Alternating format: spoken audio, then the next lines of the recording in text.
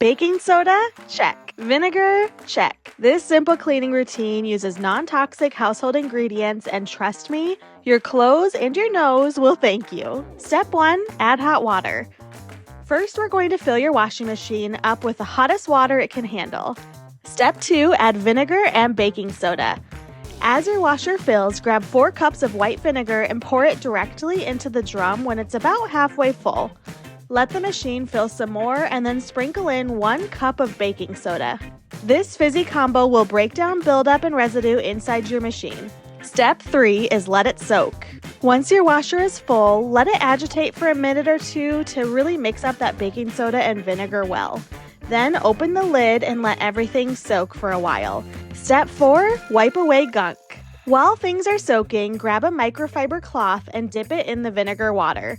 Use it to wipe down everything: the agitator, the drum, door, and the area around the bleach and fabric softener dispensers. For tight corners and all those hard-to-reach spots, grab an old toothbrush or a small scrub brush so you can thoroughly scrub all of those stubborn little nooks and crannies. Step 5, rinse and finish. Once everything's scrubbed clean, close the washer lid and let the cycle finish. Be sure the cycle ends with a rinse, or else you can run a short rinse cycle afterward to really clear out that extra vinegar and baking soda and make sure your machine is ready to use again.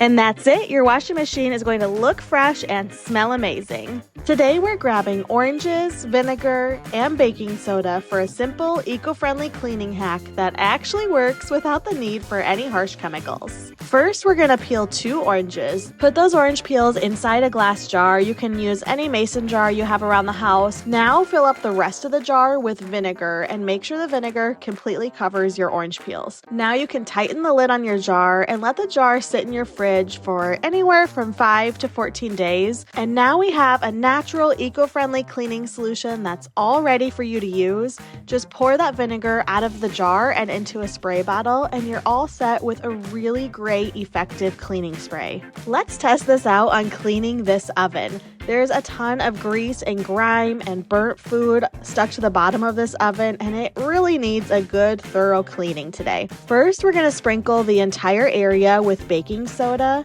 and then we'll spray the vinegar mixture all over top of that baking soda. Let that all sit for around 20 minutes or so to give that cleaner a chance to really work its magic. Now grab a damp sponge and wipe the entire oven clean.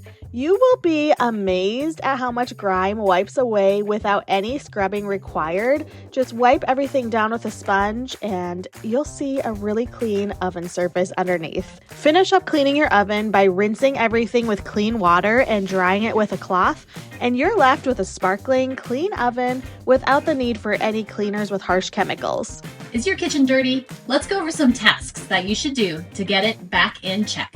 Start by taking everything off your floors out of the kitchen. You'll want to vacuum your entire floor completely. After your floor is completely vacuumed, you'll want to mop it. I like to use my steam mop. This disinfects and cleans at the same time. Let's talk about how to clean up any wood that you have in your kitchen. I like to use Murphy's oil soap. You can use this mixture to clean all of your kitchen cabinets. Make sure to get the tops, the sides, the edges, the places where you grab onto to open and close them, and all the little ledges that collect dirt. And then once that's done, you can move on to any other wooden pieces that you have in your kitchen. I like to clean my chairs, my stools, and even my kitchen table. Cleaning with soapy water can be fantastic. Soap disinfects and removes any grease and grime as well. Start by cleaning your light switches. We touch these and they're very germy. You can also use the soapy water mixture to clean your walls, your baseboards, and the molding around your windows and other areas in your kitchen. When it comes to cleaning your windows, all you need is a little water in a damp microfiber cloth. Time to clean your fixtures. You can use a vacuum cleaner if you'd like, or better yet, use that soapy water and just use your damp washcloth to clean all the little pieces. If you have a pantry door, wipe it down with the soapy water mixture. Make sure to get all of the edges, the creases, the crevices, the molding around it, and then definitely don't forget to clean the door handle as well. Now let's talk about your refrigerator. First, take that soapy water and wipe the exterior of your refrigerator. Wipe the handles, the front, the sides, and the top. Next, you're going to want to gut your entire refrigerator. Take everything out Go through it all. Decide what you need to keep and what you need to get rid of. Look for expiration dates, what's old, what you want to keep, what you'll never use again. Make some soapy water in your sink and wash all of your kitchen shelves, drawers, and more. Once those are all clean, dry them off. Place them back into your refrigerator. Use that soapy water to wipe down the inside as well, wiping the walls or the drawers that don't come out. When you're done with this, put all of your items back in an organized fashion. You'll love the way it looks. Use that soapy water to clean your backsplash. This is a great way to remove all those greasy splatters off your backsplash. Use that same soapy water to clean those glass cooktops. It works just as well with any other kind of range. Don't forget to grab your duster and clean the dust on the top of the molding as well as cobwebs around all the edges of your kitchen. Follow around all the edges and make sure to catch every little one. You can also use that soapy water mixture to make a streak-free and super clean countertop. And I hope this inspires you to give your kitchen a spring cleaning. Sweeping up your debris, place a paper towel next to the debris, squirt it with some water, sweep the debris onto the paper towel, and then wipe the debris up with the paper towel. If you are using a dustpan or a broom pan, squirt it with a little water, sweep the debris into the pan, and it will help it stick to the pan. For those hard to reach places, place some rubber gloves onto your hand, squirt it with some water, and use your hand to wipe up the debris. It cleans it right up. For a Swifter hack, purchase a dollar store Swifter, place a dollar store fuzzy sock onto the Swifter mop, and you can use this to sweep up your floors. The great thing about this is you can wash and reuse again and again.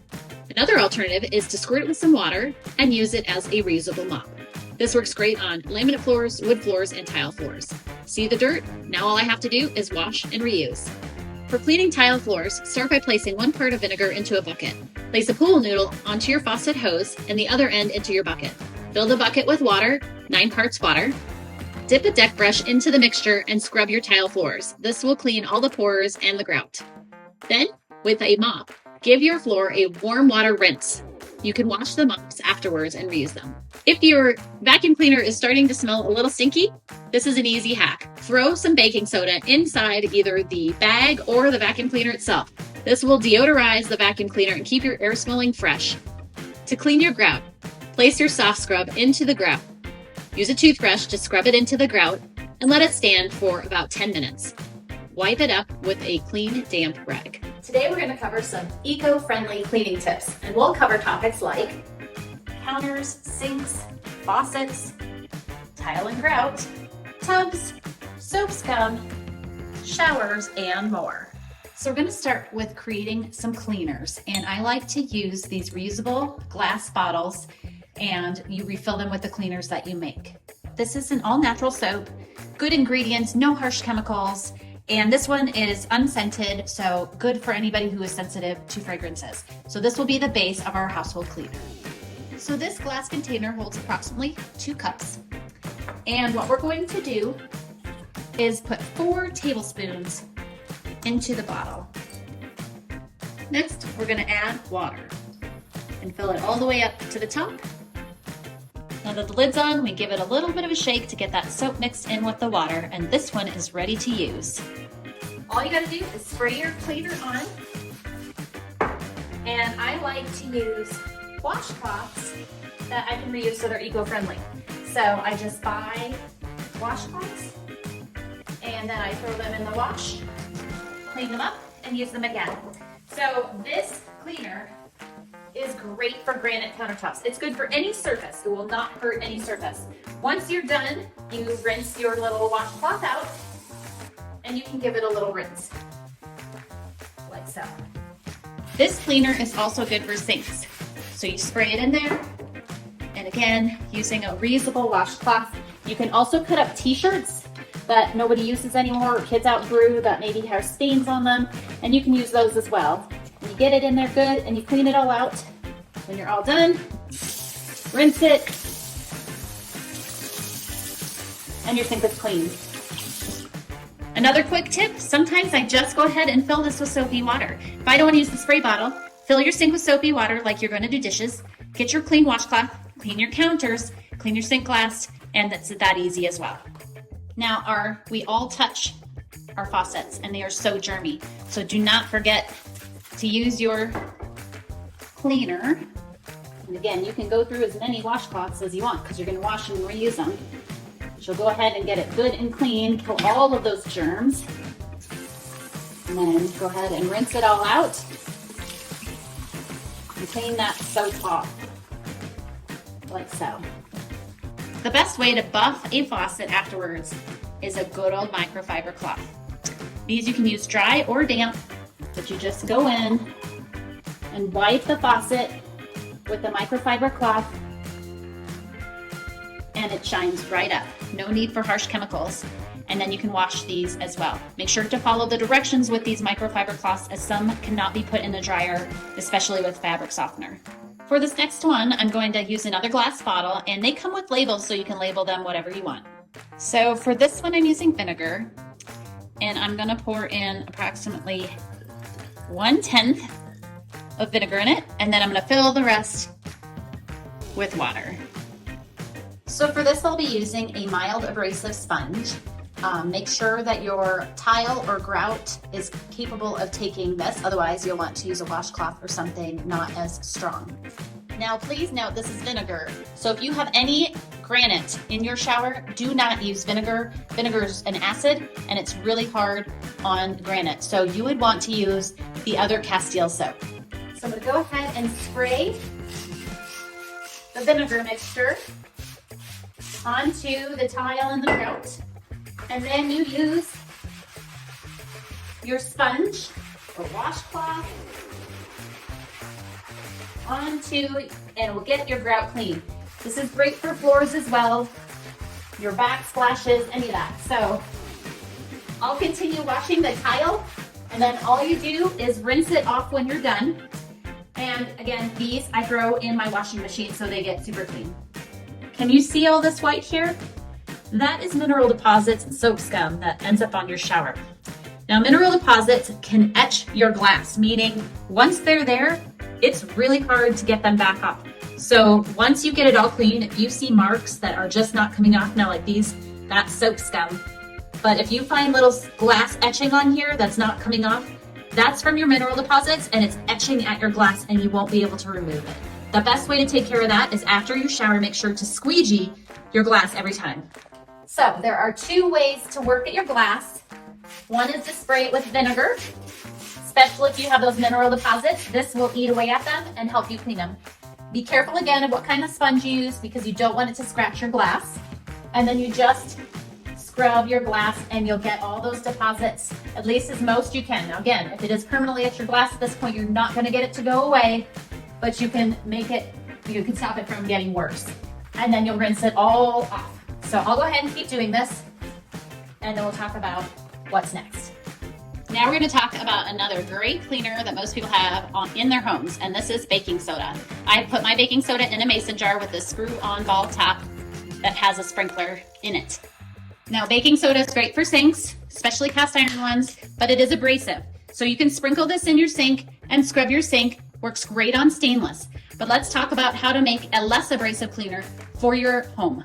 I'm going to start by pouring some baking soda into a bowl like so.